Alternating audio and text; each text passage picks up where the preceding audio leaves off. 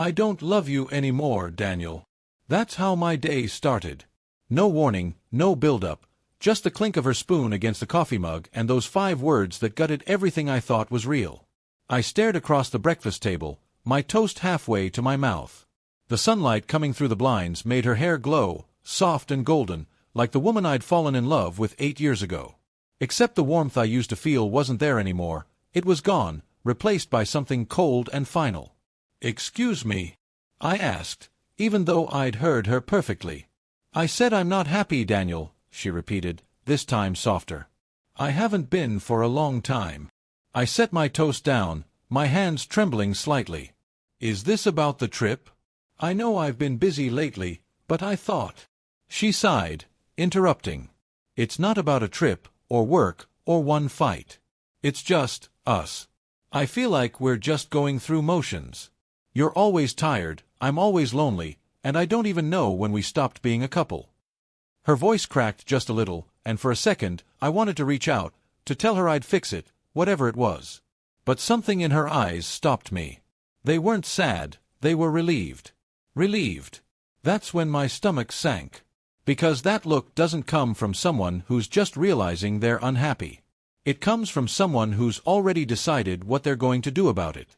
The rest of the morning was quiet. She went upstairs to shower, humming softly. I sat at the table, staring at her half-finished oatmeal, feeling the air shift around me. I wasn't stupid. I knew marriage wasn't perfect, we'd had our fights. But this felt rehearsed. Too calm. Too clean. Like she'd practiced it. I went to work but couldn't focus. My phone buzzed once, a message from her. "Don't forget, dinner at Mom's tonight. Be home by 6. I stared at it for a long time. Dinner at her mom's, the same day she said she didn't love me anymore? Something was off. At lunch, I called my friend, Evan. We've known each other since college, the kind of guy who sees through my nonsense before I do. "She said what?" he asked, nearly choking on his sandwich. "That she's not happy. Just like that. Over breakfast. Man, you think there's someone else?" I hesitated. "I don't know." But she didn't cry. Didn't argue. She looked free. "Then you already know," he said quietly. I didn't want to admit it, but I did.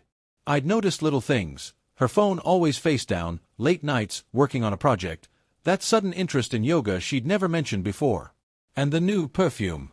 God, that perfume. When I got home that evening, she was dressed up. Not just dinner at Mom's dressed. More like date night dressed. Her hair was done, makeup light but deliberate, and she wore a black dress I'd never seen before. "Hey," she said, smiling faintly. "You're early." "I left work early," I said, hanging my keys. "You look nice." "Thanks." She brushed past me, her perfume filling the air, sharp, floral, and completely unfamiliar. "I thought we were going to your mom's," I said, eyeing the overnight bag near the door. She froze, just for a second. "Yeah. I'm staying over. She hasn't been feeling well, and I want to keep her company." I looked at the bag again. "You packed the blue dress too?" Her jaw tightened. "Daniel, please don't start." I wanted to scream. Instead, I walked over to the counter, where her phone lay charging. Face down, as always. "Who is he?" I asked. Her eyes darted up. "What? Who's making you this unhappy? Who's making you dress up to see your mom? Who's getting the version of you I've been begging to see for months?" "Don't do this," she said, voice trembling now. "It's not like that." But I'd already picked up the phone. She lunged for it, but I held it out of reach, swiping up on the screen before she could stop me. A message thread opened, her most recent one. The name at the top, Caleb Blackheart. The first message I saw read, "Can't wait to see you tonight. Wear the black dress. You looked unreal last time." My throat went dry. I scrolled further. Weeks of messages. Compliments. Jokes. Plans. Photos. Photos. Her. In our bed. Smiling at the camera. I felt my entire body go cold. She stood there, silent, tears forming but not falling. "Daniel, please. How long?"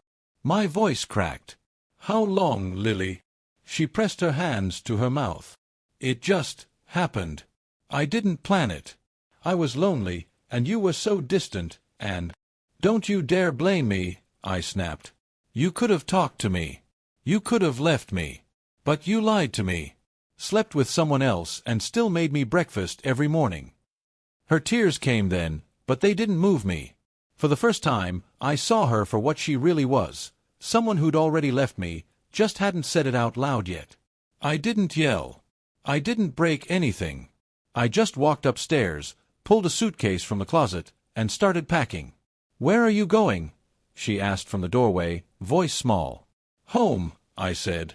This is your home, she whispered. I zipped the suitcase shut. Not anymore. I passed her without looking back. Outside, the evening air hit my face like a slap. She followed me to the driveway. Daniel, please don't do this. We can talk. I'll end things with him. I swear, I'll fix it. I stopped at the car door, turned to her, and said the words that had been burning in my throat all day. You already did, Lily. You ended it over breakfast. Then I got in the car and drove off, watching her shrink in the rearview mirror until she disappeared completely. I spent the night at a hotel. Didn't eat. Didn't sleep. Just stared at the ceiling, replaying every moment of the last few months. The laughter that suddenly stopped. The phone she always guarded. The distant stares during dinner. It all made sense now. The worst part wasn't even the betrayal, it was realizing how blind I'd been. How I'd convinced myself that love was enough to hold someone who'd already let go. By morning, I'd made my decision. When she called, I answered on the first ring. Daniel, she said, her voice hoarse, I'm sorry. Please come home. We can talk, or go to counseling, or— No, I said quietly. We're done. She broke into sobs. You can't just throw it away like this. You threw it away the moment you let someone else touch you, I said. I'm just cleaning up the mess. There was a long silence. Then, through the static, she whispered, I didn't think you'd actually leave. I didn't think you'd actually cheat, I replied, and hung up. 2 weeks later, the divorce papers were signed. She didn't fight it. Maybe she thought I'd cool off, that I'd come back once the pain dulled. But some things, once broken, can't be repaired. I learned that the hard way. Evan helped me move into a new apartment. I threw away the sheets she'd stained with her lies, sold the couch we'd bought together, and deleted every photo of us. But there were moments, quiet ones, when I missed her. The way she'd hum when cooking, how she'd trace circles on my arm when she couldn't sleep. The memories still came, uninvited and cruel, reminding me that love doesn't just vanish. It rots. A month later, I ran into her by accident, at the grocery store. She looked smaller somehow. Tired. Alone. Hi, she said softly. Hey. We stood there awkwardly between aisles, the smell of detergent filling the silence. You look good, she said. Thanks. I just wanted to say, she paused. I never meant to hurt you. I was stupid. Caleb, he wasn't what I thought. He left a week after you did. I nodded. I'm sorry it ended like that. Her eyes shimmered. Do you think you'll ever forgive me? I thought about it. About everything. Then I said, maybe. But forgiveness doesn't mean coming back. She nodded slowly, a single tear slipping down her cheek. You were the best thing that ever happened to me. I know, I said. That's what makes it hurt so much. And with that, I walked away. That night, as I sat in my quiet apartment, I thought about that morning, her spoon clinking, her voice calm as she said she wasn't happy. She thought she was setting herself free. But what she didn't realize was that so was I. By dinner, she learned she was already single. And by midnight, I realized something too. Sometimes losing someone isn't the worst thing that can happen. Sometimes, it's the first step to finding yourself again.